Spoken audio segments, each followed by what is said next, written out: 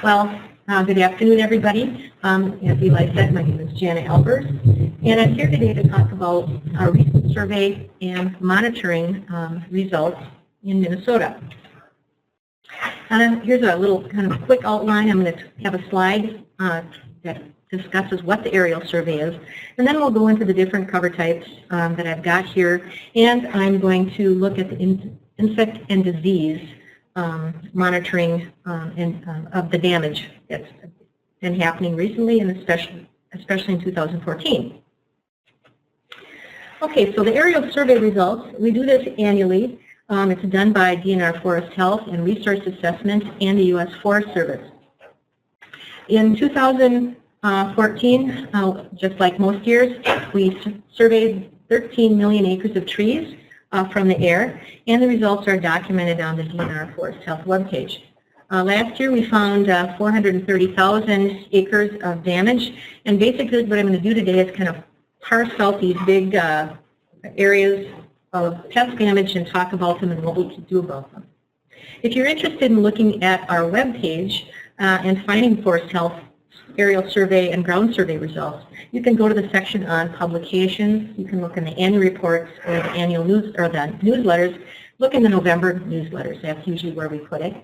And just a little note here, the websites are blue on the bottom. I'm not going to bring them to your attention anymore, but for each page, for each pest, I have a website that if you're interested, you can look at that web information. Okay, so first I'm going to start with the Aspen, birch, oak, and basswood forest. The first one is forest tank caterpillar, and here's the map from 2014. It's a native pest.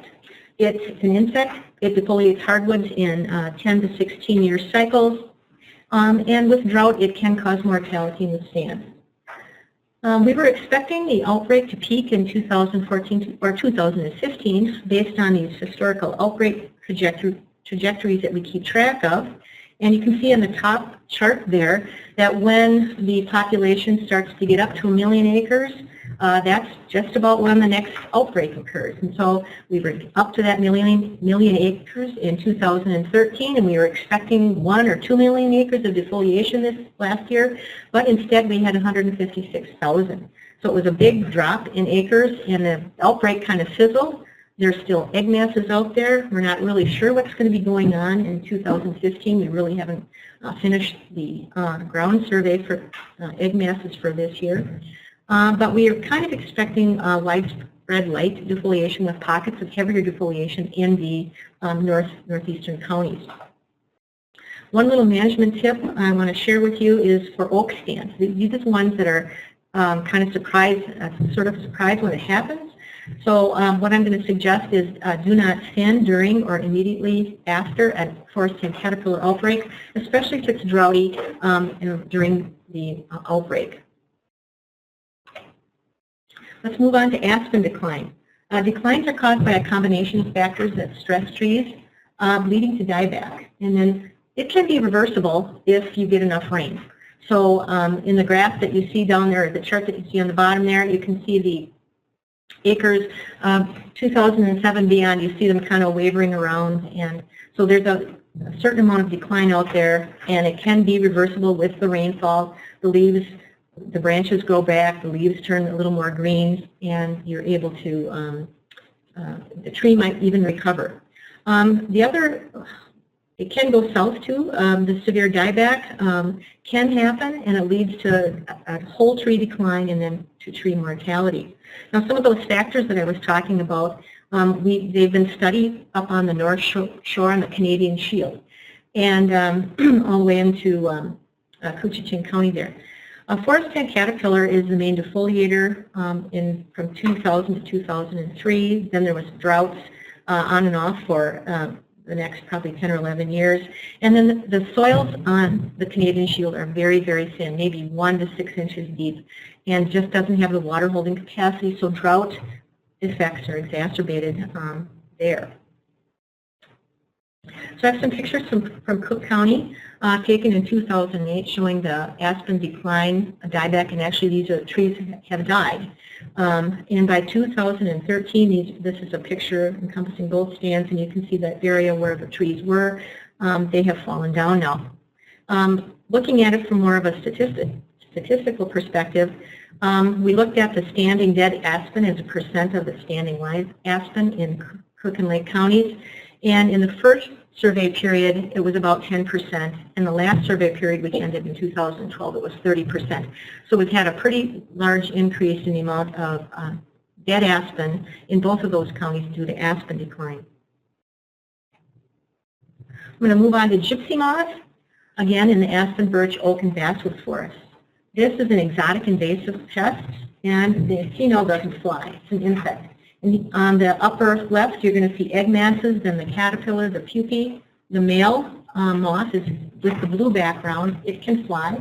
And the female is right next to it. It's white. It's a lot bigger, and it cannot fly. It was introduced into the United States in 1869 in Massachusetts, and it's been spreading slowly ever since, east or south and west. In Minnesota, it came into the state in about 1969 or so, and it was locally eradicated then, from then until the mid-2000s. Gypsy moth prefers oak, aspen, basswood, and birch. It's really a lot like FTC in its host preferences. It causes prolonged defoliation, 8, 10, 15 years in one site, and then widespread mortality due to the duration of the defoliation. And this occurs especially in oaks, at least in the eastern states. Right now, we do not have any defoliation observed at all in Minnesota. The Minnesota Department of Agriculture is the lead agency for exotics, including the gypsy moth. And on the left half of the page, picture, you can see there we have a map, and it shows the amount of gypsy moth, male moths that were trapped last year. And the number was very, very low. Just like forest ant caterpillar, gypsy moth populations had a large crash. The year before last, 2013, 71,000 moths were trapped. This year, 523. So you can see it was a huge change. So this year, there's really not going to be any slow the spread type of treatments in Minnesota, at least in the northern half of Minnesota. Well, contrary to popular belief, gypsy moth is not the end of the world, and we're basing it on what's happening mostly in the Lake States area, Michigan and Wisconsin. What they're seeing is that aspen and oak are experiencing the bulk of the defoliation, and you can see the picture on the top there. And aspen is aspen may suffer significant mortality when it's growing on wet soils or very poor sites or dry sites, and when it's over mature. Oak's going to suffer the bulk of the mortality, but it should be less than 20% in well-managed stands or vigorous stands. Heavy mortality in oak can be expected on low-quality sites, especially on the southwest-facing slopes or the steep slopes where drought is accentuated. There's a couple strategies for managing gypsy moth, and there's a whole range of them. But if you break it down into the two simplest forms at either end of the spectrum, you have two strategies. The first one is to alter the stand composition so that you can reduce the frequency and severity of the outbreaks. The other strategy is to reduce the vulnerability to mortality by increasing stand vigor.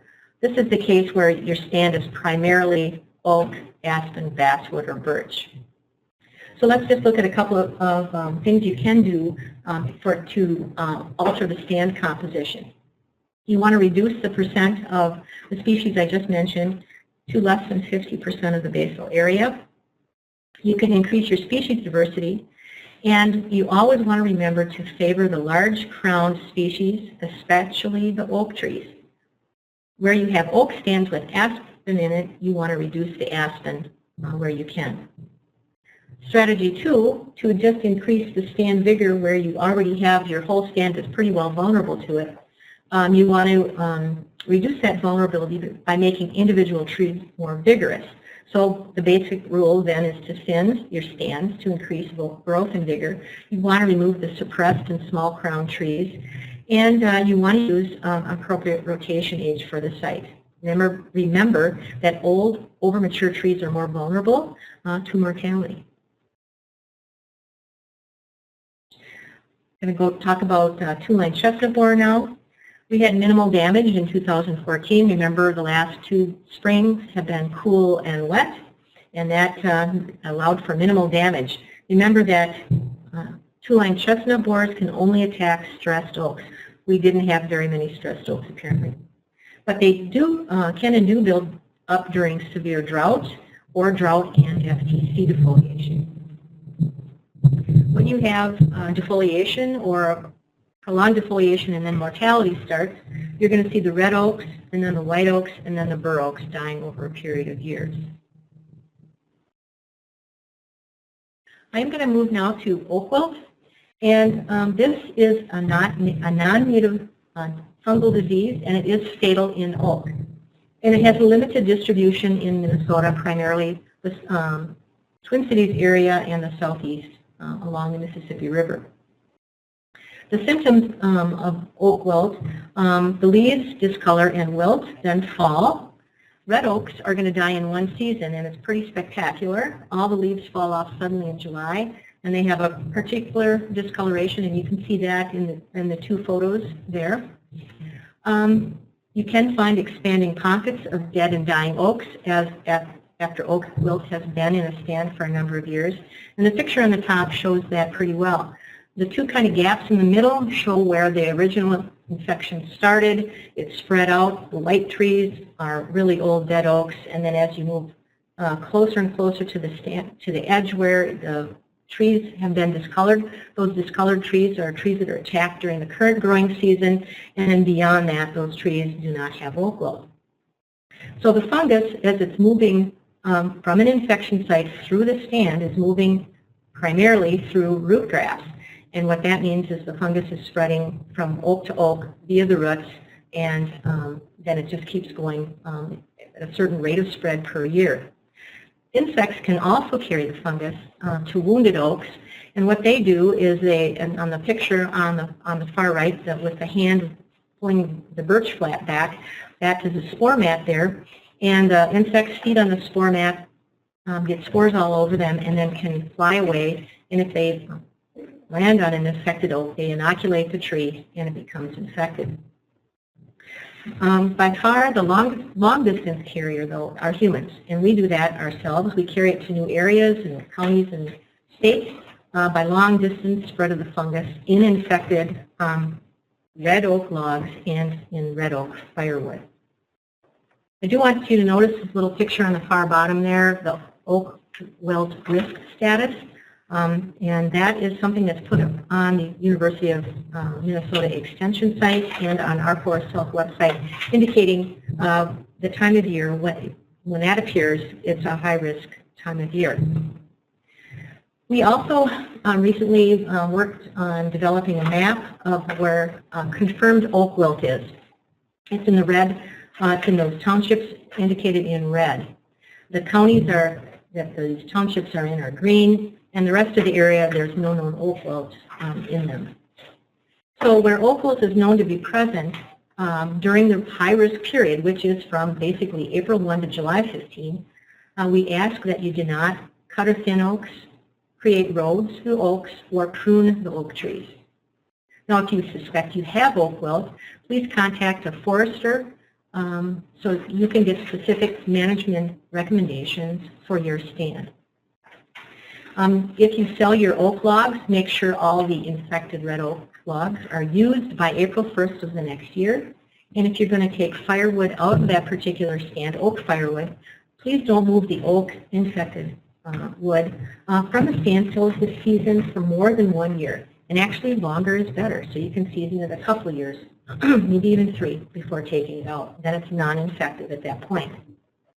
Elsewhere in the state, the remaining green and white areas, if you suspect you have oak wilt, then you again want to contact a local forester so you can work with them on it, and expect to be told that it would be a good thing to eradicate the infection center on your property. I'm going to switch over to ash and talk about two different things. The first one is black ash decline. And this is a condition of many of our black ash stands across the state. And it's more or less a perennial thing because of the hydrology imposed by the site. Usually it's a closed depression where there's no inlet or outlet of water, and the water table goes up and down with the amount of rainfall that's received. So these stands are pretty much under constant stress, and so they're declining and dying back, and then they're refoliating and growing new branches, and it's entirely site-related. It's a physiological response to that bounce in the water table. Last year we mapped about 28,000 acres of it, and that's pretty much what we see year in and year out. Management of these declining ash stands focuses on not harvesting these sites because pretty much they will swamp out or dry out because we're taking the ash off of it. So we really don't suggest doing that. It's not emerald ash borer, but it could look like it in the early stages of EAB infestation in a black ash stand. So that's one of the problems that we're dealing with, is detection of EAB out in the forested areas of our state. So that brings us to emerald ash borer. It's an exotic insect. It's from the China-Korea area. And again, it is, the lead agency is the Minnesota Department of Agriculture in working with this pest. We know from studies in the United States that it attacks and kills all the species of ash that we have. It goes after all sizes of trees. Little ones are not exempt. And it goes after stressed and healthy trees. When it gets into a stand or a city, it kills 99% plus of all the ash in the forested stand. And if you're interested in looking for it in your town or your property, you can look for the life stages. And primarily you're going to be finding the one on the left there, the larva right under the bark in ash trees. You'll look for galleries, and you'll see the picture right next to that, and then up in the far right. And that's the tracks where the larvae make in the inner bark while they're enlarging and working their way to be adult size. And then you can look, and this time of year it's really, really nice to look for woodpecker attack on the branches and stems of your ash trees. And this is actually, it's called blonding, and it's a very good way to detect, gives you a really good clue that emerald ash borer is in your stand. There are emerald ash borer quarantines in Minnesota. We have 6 counties are quarantined. We added Olmsted and Dakota counties in 2004. Dakota County was a site was found near Egan, and in Olmsted some sites were found in and south of Rochester. Otherwise, we have Hennepin, Ramsey, Winona, and Houston County were infested earlier. There, the existing populations are expanding locally, and they're expanding quite rapidly in Winona and Houston counties. Now, if you're managing ash, I have most of the stands can be managed, and other species can, we can lose the ash out of most of these stands, and other species will take over. We have 2 types, native plant communities, 2 types of native plant communities that are at risk if you harvest in them. So I have some illustrations of them right here. The first one is the northern very wet ash swamp, locally known as WFN 64. And these types of ash swamps are wet in both the spring and autumn. The other one, WFN 55, or the northern wet ash swamp, is only wet during the spring. And the difference, if you look biologically, the difference between these two, the first one has primarily black ash and green ash in them, and the WFN 55 has ash and several other species, including some conifers, bur oak, and aspen, and the like. So here's some management ideas for both of these. With the WFN 64, we're talking about strictly avoiding harvest or intermediate stand treatments. in the WFN 55, especially where it's a good site index over 55. Partial harvesting is possible and thinning is possible, but extreme care should be taken, and we recommend not to remove more than 50% of the basal area at any one time. So now I'm going to stop and take some questions from the audience and from the chat. Thank you, Jana. First, any questions here locally? And I guess if you're mulling it over or whatever, I'll mention to the others online. Again, we have a new system here, and if you've been to our webinars before, it may look a little different. To submit a question, you need to click the word chat near the lower right corner of your screen, and then just go ahead and type your question in, and we will see it there. If you're at a broadcast site, you can hand your question in written form to the broadcast site host, or work something out that way at one of the other sites. I don't see any questions yet for Jana. She's gone through a lot of details. Let's see if any come in the next minute or two. Any questions from right here? Yeah. Yeah, as far as the thinning, not taking more than 50% in the northern wet ash type, is the idea to do an intermediate thin or to make small open? I think the question is to prepare for EAB, and we're talking about working in those WFN 55 stands where you can. When you harvest, should you be doing, what kind of harvest should you be doing? And the question was thinning or gaps, or either one of those preferred. And basically you could do either way. Jana, two other questions received online so far, and one is related, maybe the same question, so I'll throw them both at you, and you can decide if you want to add to it. First question is, what about ash management on floodplain forest sites? Maybe that's a little different, actually. And then the second question, does removal of dead ash impact the spread of EAB? Okay, so to answer the first one about floodplains, it depends on what you mean by floodplains. If it floods in the spring and the water goes away by the end of the year or the end of the summer, and you have more than just green ash and black ash in your stand, those would be suitable. Those sites would be suitable for some type of harvest and then replanting of other species, or seeding, aerial seeding of some other species. If you have standing water year-round, those would not be good sites to do anything with the overstory. In those situations, however, you could go in and either plant some trees or do some aerial seeding. As for the emerald ash borer question regarding... Yeah, does removal of dead ash impact the spread of EAB? Yes, it can. If the trees are freshly infected, those trees, the pupae and some larvae do overwinter in the trees. And if you take the trees out during the winter or before the adults have emerged in the spring, you have cut back in your population a little bit. If you have a tree where all the bugs have flown, it has no impact on it. That tree would be infested from top to bottom and the tree would be dead. So taking out a dead tree doesn't necessarily help the situation. If it's in an urban area, you might want to take the tree out just for hazard tree purposes, however. And I guess that... Yeah, I think you got it. Let me check one other thing. No, we're good to go. All right, okay. Thank you, Jana. So okay. Have at it. We'll have another question and answer session at the end now. Okay, so I'm going to move on to conifers now, and we'll start talking about larch beetle first. Eastern larch beetle. This is a native bark beetle, and it's causing a lot of mortality throughout tamarack stands in the state.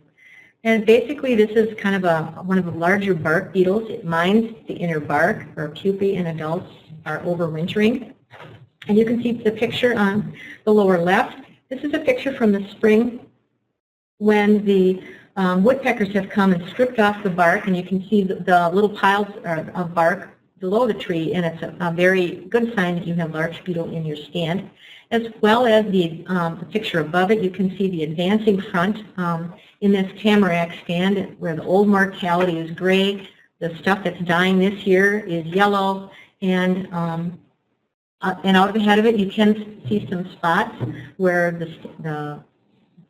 these large beetles have flown and moved into new little areas, kind of like a fire spreading ahead through sparks. The insect has been a not a very aggressive insect for a very long time, but has recently changed from 1 generation to 2 generations per year. We've had an outbreak basically since the year 2000. And this is the first widespread outbreak recorded outside of Alaska and outside of Nova Scotia. This year, 2014, you can see the map. It caused 42,305 acres of mortality. That's new acres of mortality just this year. So if you tally that all together, you can look at the next map over, depicts all the acreage that we've had mortality on, and it's pretty close to 100% mortality. Right now we're sitting at 215,000 acres, which is quite a bit. It's related to climate change. The university has worked on this over a period of years and have decided that's what the change has been. And that has allowed longer summers, and which allows an additional generation of beetles to occur during the year. And so if you have an additional generation per year, the population just keeps going up and up and up. And as the population climbs, so does the mortality acreage, and that's the phase where we're in right now. So this is a chart of the cumulative acres of mortality. And right now, where we're sitting is about 22.5% of the entire tamarack cover type in the state. As for management, tamarack is underutilized, so it's really difficult to manage this by harvest or actually any other method, even if we could figure out a way to get ahead of the beetles. So it looks fairly grim. One of the good news things, the positive signs, if you want to look at it, we do have tamarack regenerating under the dead trees, and we can also, if you don't have it, we are also direct seeding some of the stands, the DNR stands too. But you do need to check those stands because some of them don't have regeneration. If you have tamarack stands or are concerned about this, I would suggest looking at this website below. This is a big work of art. It's a tome. It's called the Tamarack Assessment Project. It was completed in 2013, and you'll be able to glean a lot more information on it, including wildlife effects. Black spruce. We'll switch to black spruce now, and we'll just talk about eastern dwarf mistletoe. It is a seed plant which grows in twigs and branches, and basically using its root system, if you want to call it that, gathers up the tree nutrients and depletes it from the rest of the tree, which kills the tree. It is found anywhere in Minnesota that black spruce grows. And if you look at the upper right picture, you can see a twig that is infested with this.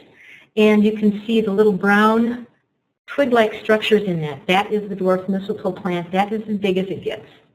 And actually those fruit and produce seeds, and that's how the disease is spread, through the expulsion of the seeds and the carrying of seeds by birds on their surface of their feathers.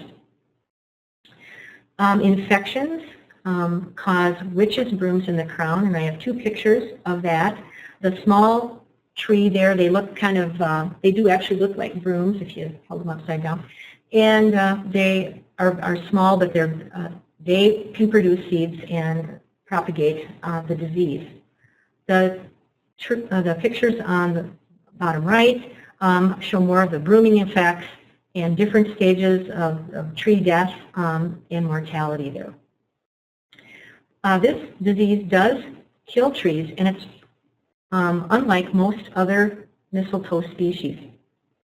It can take a fully stocked stand and make it unproductive, unsustainable, as the dwarf mistletoe can infect the seedlings and the saplings, and as those dies and produce seeds and new recruits of the black spruce come up, it can keep reinfecting those sites in perpetuity. Historically, dwarf mistletoe was controlled by wildfires, the really big conflagrations. Since climate change and fire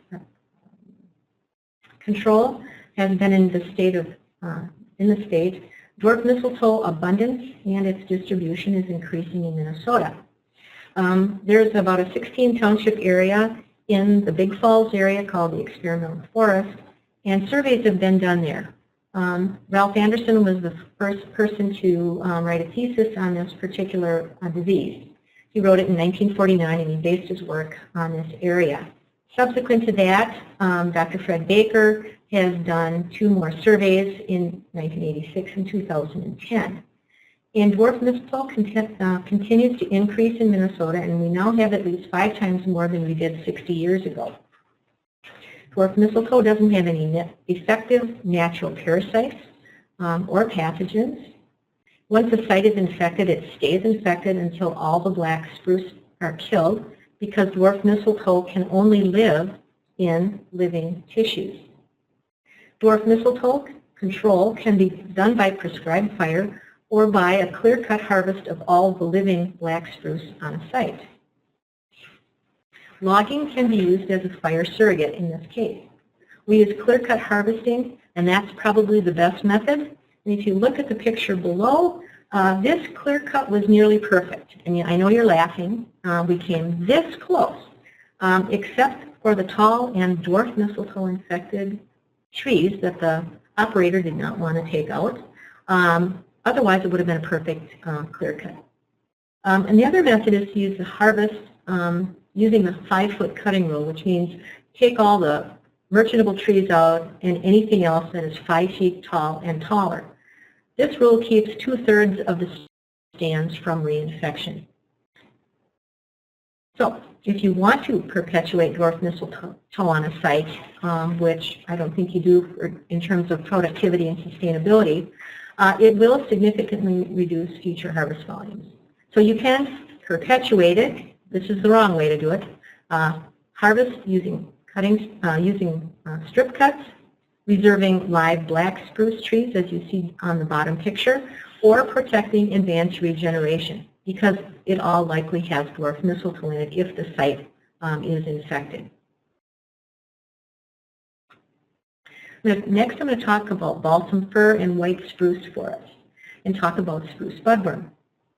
In 2014, we had 94,200 acres of defoliation, and spruce budworm we now know is on the move.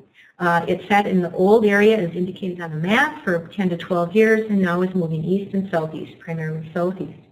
This particular bug is primarily active in the Arrowhead region, but you can see little spots on the map all over. And those are probably the white spruce plantations where they can also settle and work in. Usually it defoliates for about 10 years in a location, so the mature balsam fir die, but some of the older spruce trees live. In the new areas, particularly southwestern Lake County and southeastern St. Louis County, I would recommend harvesting now before the mortality occurs in your stands.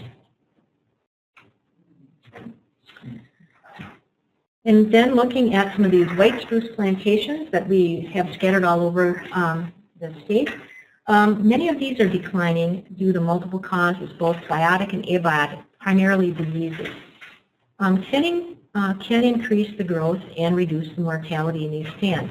Well, we have some guidelines that we've developed over a number of years with the university. And the first thing I'd like to mention is pre-commercial thinning. Thin from below and leave the trees that are capable of developing, they don't have to have them now, but capable of developing greater than 40% live crown ratios. So this little cartoon on the right shows a tree that hasn't met that 40% live crown ratio, and then a little cartoon stick figure to show what that would have been on the tree there. So you would know it's 40% live crown. So when you're doing commercial thinning as the plantations get older, thin from below, and you should always rechain the trees that have the live crown ratios in the stands. Where spruce budworm occurs in the northeast, thin in advance of an outbreak.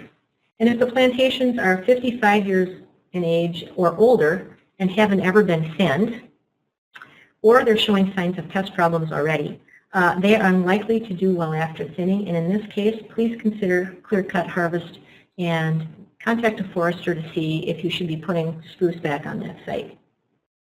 Generally, do not allow any work when soils are wet, and actually the preferred option is to thin or work when the soils are frozen and there is snow on the ground. And the last cover type I'm going to talk about are pines, and I'm going to be mentioning a disease that can go to balsam, also go to balsam fir and some hardwoods. It's called heterobasidian root disease. You may know it as anosum or foamy-anosum root disease. And this is the first confirmed report of the disease caused by heterobasidian irregulare in Minnesota. The little chart that I have there, or the table that I have, shows the infestation dates for the Midwest and the southeastern states also, kind of the timeline for how the states were infected. It was first found in mid-December 2014 by staff of the University of Minnesota from Dr. Blanchett's lab. The little map inset there shows a little red dot. That's the location. It's right outside of Minneska, right along the border, and it was found in a state-owned plantation, and it was thinned 5 to 7 years ago. It was a gloomy day when they found it for more than one reason, and that is the picture of the canopy of the dead pocket of dead trees there, and they looked around for thin stumps of thin trees, and they did find a fruiting body there, and they did assayed that and used some chemical means to determine that it was indeed that particular fungus. This is new to the state. It's not new to the Midwest, and it's our state to the east, Wisconsin, has had a history with it and a history of control. So we'll be looking at some of those ideas. This disease, HRD, is not going to be quarantined by MDA, and that's the first thing you have to know about it. Second thing is it's kind of a nasty disease. Once it's established in a stand, it is going to be there for decades and decades.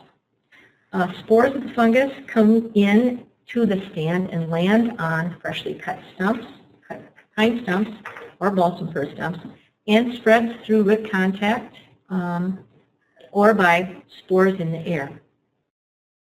Prevention is the best policy for this, and you can see the two pictures in the center. There's a person using spraying fungicide on a cut stump, and what he's doing is right after the harvest, within 24 hours, if the stump surface is sprayed with a fungicide, a particular fungicide, Cellutreat, you can prevent the infection in that stand. Above, you see the picture of a cutter head, and it's kind of a poor picture, but it's spraying a blue liquid, and the bar is perforated and will allow the spraying. So as the cutter head cuts the tree off and the bar moves back over the stump, it will spray the stump at that time, and it's a one movement action. You don't have to have additional people in there. Some of the pictures I'd like you to look at is the center one up at the top. Traditionally, this particular disease comes in on thinned plantations. It comes in through the cut stumps, and as the disease spreads, the older dead trees fall over. The younger trees that are affected have slow growth, yellow crowns, and as you reach the edge of where the disease is, you find a ring of healthy trees. If you want to go looking for the fungus is produced right at the soil line or the dust layer, and it's produced in the fall. And it's one of these fruiting bodies that are kind of leathery. It's not a hard thing that you could pound on a table with or anything. It's pretty leathery. At this point, we really don't know how serious it is going to be in Minnesota, but we do know that it can be spread by equipment and debris in and on logging equipment. The next insect I'd like to talk about is jack pine budworm. It's a native defoliator of jack pine and rarely red pine. It causes cyclic outbreaks up to 3 years in duration in any given location. And it commonly causes mortality in older and stressed trees. These multiple outbreaks then over the lifetime of the stand can cause serious mortality. But the location is very important, and the type of jack pine that you have growing is very important. Jack pine in the west and the northwest doesn't live as long as jack pine in the northeast due to a combination of jack pine budworm, fire history, and droughty soils. There, the outbreaks naturally collapse when the pollen combs stop being produced, usually after 2 to 3 years of really heavy defoliation. And this is the thing that limits the amount of mortality naturally in those stands in the central western part of the state. So if you take a look at the map in the upper right-hand corner, you can see that we're still at a very low acreage of defoliation by jack pine budworm. So we're still in the between outbreak phase. The last outbreak peaked in 2005, and so we don't see any inclination that it's going to be going up very soon. In terms of management, we suggest that a rotation age of 45 to 55 years occurs in the central counties based on the jack pine budworm impacts. Elsewhere, in particular the northeast, just use the regular or the standard rotation age that your agency suggests, and that will be just fine in terms of budworm outbreak. The numbers there in the purple and green circles indicate how the average cycle of jack pine budworm outbreak in those stands. And so where it repeats on a shorter basis, you have to do more management, and that is a shorter rotation age. And the last insect I'm going to be talking about is bark beetles, and they're particularly a problem on red pines. These are native beetles, and they mine again in the inner bark of pines. And like all bark beetles, they're opportunistic pests. They build up on the wounded trees. They can build up in log decks. Those are severely wounded trees. And in pine slash during a thinning or a logging operation. And then they spread during the droughty springs and summers to standing pine trees. Now this bug already has 2 to 3 generations a year in Minnesota, and with climate change we may have more. One of the most damaging thing about these bark beetles is that they carry blue stain fungi, which once the bugs get into logs, reduces the log values by 2/3. That's a lot of loss for an owner of the logs. Outbreaks last 2 years, and they're usually pretty localized, and prevention is the best move to control these, and we'll talk about that in the next slide. If you look at the bottom graph there, you can see that 2009 was quite the year for bark beetles, and that was, again, 2007, 8, and 9 were all drought years, and that was a very big peak of the acreage of bark beetle mortality that we had in Minnesota. And so how do you prevent bark beetles? Well, when do you want to do it? You also look when you're thinning, when you're road building, if you have blowdown, pine blowdown, or you have construction operations in pine stands or plantations during any time of the year. The first things you want to do is have the operator agree to avoid wounding the living residual trees. That way you'll prevent both bark beetles down the line, you'll prevent decay down the line, and you'll also prevent a lot of root damage that occurs and bark slippage if you thin during the wrong time of the year. If you have pine slash as a result of your operation, anything that's smaller than 2 to 3 inches in diameter can be left in the stand if it is scattered and not piled. If it's piled, you have to burn it before the next growing season. Do not lop off the branches. This is going to aid in the branches drying out, and then the bark beetles won't come to us. So we have a little kind of a 2-part recommendation, and this is for any slash or cut pine products. And slash can be small materials, or it can be forks, crooks, anything like that. It can be log-sized material, but it's just not merchantable. So from August 1st to March 10th, which is 7+ months, and you can see the green bar on the little pictogram there. It's the safest and the easiest time in terms of regulations to do thinning, road building, or construction or salvage operations. What we'd like you to do is all cut pine material greater than 3 inches, so that would be the slash and the unmerchantable stuff, and the cut pine products of the logs should be removed and sold or taken to the mill, or if not, it should be destroyed on site before the spring road restrictions are implemented.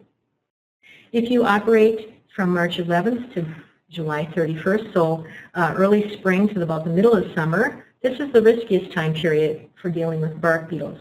So at that time you want to cut all the pine material greater than 3 inches and the cut pine products and logs must be removed or destroyed within 3 weeks of being cut. That is a quick turnaround time. So that is the last slide, and I have time for some questions now. Great, thank you, Jana. And we have a number of questions coming in online. Why don't I go to those questions first? The first one came in, Jana, just after your first pause and referred, I think, to the first section of your presentation. Okay. A question came from up on the North Shore. Why favor large crown trees when thinning on the North Shore? I don't remember. Well, we were talking about gypsy moss, and Great. particularly oaks. Large crown trees, especially the oaks, are more vigorous than the surrounding trees, and if you thin around them, you allow them to occupy the site more fully, get more water, more sunshine, and then become a much more vigorous tree and can withstand more years of defoliation by gypsy moth or forest snake caterpillar, or both of them together. Great. Good. And for those of you who are submitting the questions, feel free to elaborate or ask for clarification if you want. A couple of others. Good question came in. You made reference to the risk of swamping in ash stands. What about swamping in black spruce stands after clear cut? You mentioned that as a strategy to reduce mistletoe damage. Well, the hydrology is different between black spruce and a hardwood stand on water. Those stands do not generally swamp out from any activity above them. So you're pretty safe in clear cutting. The other aspect of this is clear cuts generally are not huge, and so you are not affecting much of the swamp area. So it's a small little piece of a swamp versus some of these ash stands. You would be affecting the entire area of the ash swamp that it's on. Great, thank you. Next, how to identify spruce budworm damage versus other cankers or winter burn or other forest health issues in spruce? Okay. I can go backwards and show some, oops, there it was. That's a picture in the upper right there of spruce budworm on a spruce. And what happens is you'll, let's see, about the end of June, early July, this is when the clip needles are going to be turning red on the tree. So the top of the tree is going to just turn a bright fire engine red. Sometimes that will extend all the way down to the bottom of the crown. And that is when you're going to see the spruce budworm damage. You'll see it in the top of the crown first. It will look just like defoliation, and it affects the crown only until the tree dies due to lack of foliage because it has died from the top down.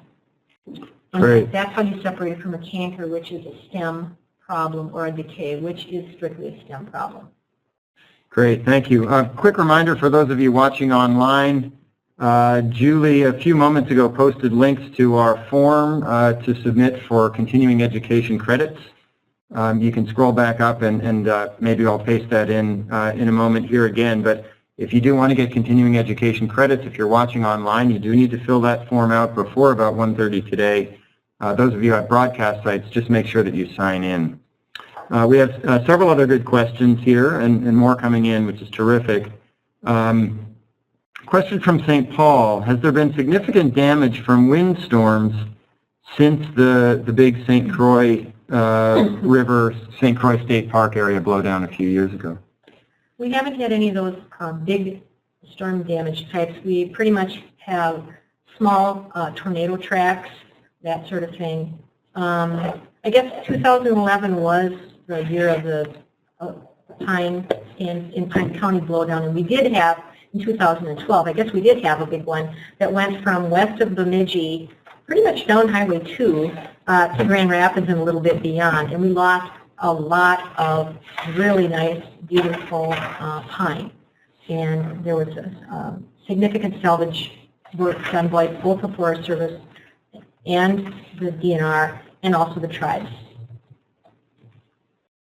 All right, thank you, Jana.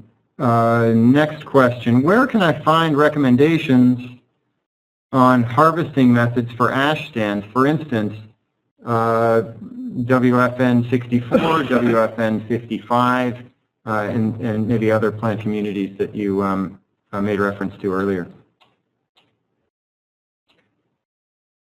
If you go to this website, it is the My Minnesota Woods website, and there is a booklet that was prepared by Extension. Thank you, Julie. In 2011, and it's the Ash Management EAB booklet. And that is a wonderful resource. It's got great information just about ash trees and utilization of ash, and then also some good management recommendations are in there too.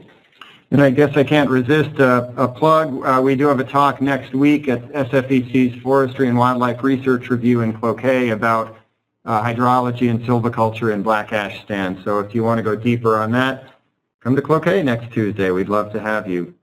A couple of other things here. I see Matt in St. Paul posted a link to a spruce budworm information in one of your newsletters, Jana, from July of last year. Here we go. Do you have any comments on the mountain pine beetle threat to Minnesota forests? Are there any precautions to take? Well, yes, there are precautions to take. Basically, it is don't bring it here.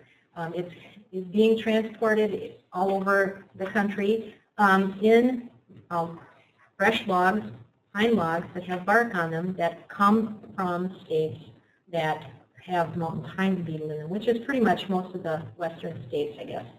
And right now, the Department of Ag has instituted on January 1st of this year an external quarantine.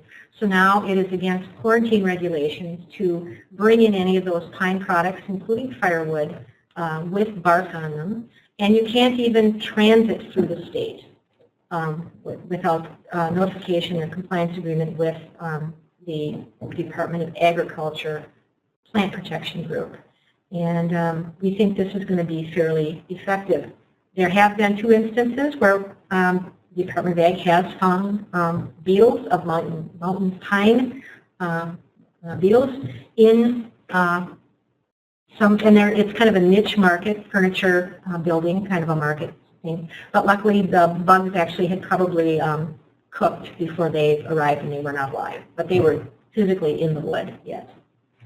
Another quick one here. Could you elaborate or repeat the 5-foot cutting rule for dwarf mistletoe in black spruce? Okay. The preferred method is to clear cut. And if clear cutting cannot be done, the next best method is to remove all live black ash in the stand down to or below 5 feet tall. You meant black spruce. Black spruce, right? pardon me. No problem. Good. Okay, 2 questions about budworm. Is there a standard rate of movement for budworm, and is there any recommended intermediate treatments on stands ahead of budworm? Well, if you wanted to, it's been our experience that budworm returns to an area about every 35 years. Okay, and so that gives the balsam fir a chance to grow up, mature, and typically it's an ash, spruce, balsam fir stand. And once the crowns of the tree, the balsam fir, poke through the crowns, the upper crowns of the aspen trees, that's when it becomes attractive. So if you can do a harvest before that happens, or just watch the DNR website, we watch that very carefully and you can see exactly where it snaps. And then you can know, we kind of predict where it's moving because you can see some outlier populations colonizing a new area at first. So you can follow that too. Okay, I think we may be at the end of our questions. I hope I haven't missed one. If I have from our online audience, please maybe type it in again. Any questions here locally or from any of the other broadcast sites? Yes, a question about the blue stain. You mentioned it reduces value by 2/3. I think something like that. Is that strictly a visual thing, or it's strictly a visual thing. It is an actual stain of the wood. It's not. It does have nothing to do with decay, but it's usually the consumer market that you know, if you like Home Depot or something where you go in and kick out the wood itself. People think that stained is decayed, and that's a mistake on their part. All right, Jana, I'm going to ask you a question. You know, sometimes, I'm sure you get this question sometimes, or at least people rolling their eyes, oh my goodness, this is just overwhelming, it's too much, there's too many of these bugs, what are we going to do, let's just give up. You've been around for a while, and you know, you've seen a lot of these things come and go, you've seen cycles of various bugs come and go. What do you think about our current situation? I mean, are things a lot worse now? Is this standard fare with just different players? You know, what can you put some context around, you know, the things that you presented today? Yeah, I think the context would be that these are naturally, except for the exotics, these are pretty much standard fare for trees out here on the edge of the prairie. We have a lot of pests that come in on drought-stressed trees, which you would expect on the edge of the prairie. And I would consider the whole of Minnesota on the edge of the prairie.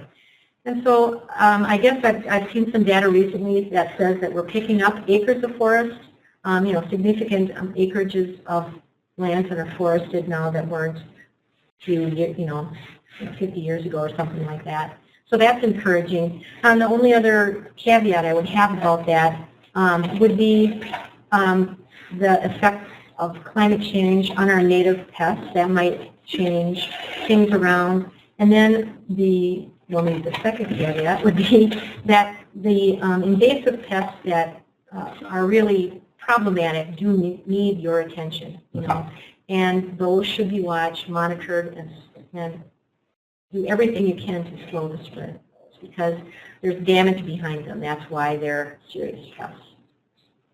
Great. Well, Jana, thank you again. I'm going to come up to the front here for a moment. Again, Jana has been a wonderful contributor, as has Mike, to Extension's webinar series and well beyond that, the Sustainable Forest Education Cooperative and a number of other things that we've done, not only by the University of Minnesota, but well beyond. And I just want to recognize that again. Thank you, Jana, one more time for that.